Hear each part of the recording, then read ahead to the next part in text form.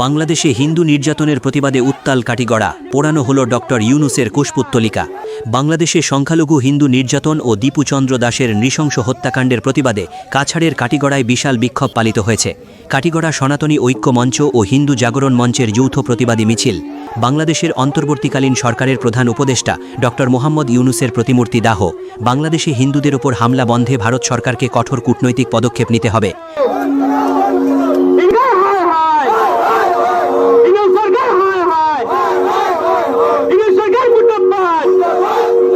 অত্যাচার বন্ধ না হলে আন্দোলন আরও তীব্র করার ডাক দিয়েছেন স্থানীয় বিজেপি নেতা ও সনাতনী নেতৃত্ব।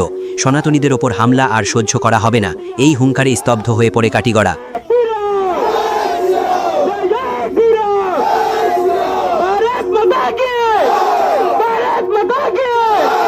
বিগত দিনে বাংলাদেশে যে অত্যাচার হয়েছে হিন্দুদের উপর, তার জন্য আমরা এই প্রতিবাদী কর্মসূচি নিয়েছি।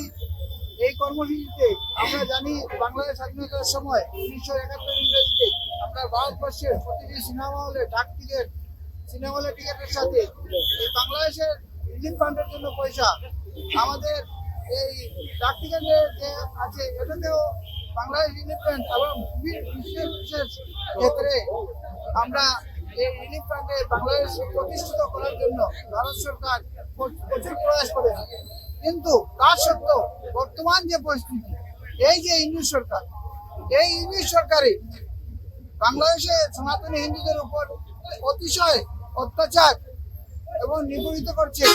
আমরা জানি বাংলাদেশে মৌলবাদের যে চক্রান্তের দ্বারা বিগত দিনে আমাদের বিপুদাসে যে হত্যাকাণ্ড হয়েছে, তার একটা পূর্ণ তদন্ত ইন্টারন্যাশনাল লেভেলে হোক, যাতে এরকম বর্বরিত অত্যাচার যাতে কোনো সনাতনী ভাইদের যাতে না হয়, তার জন্য একটা আমাদের ভারত সরকারের কাছে আবেদন, যাতে এটা নিয়ে একটা ইন্টারন্যাশনাল লেভেলে একটা তদন্ত করা হোক।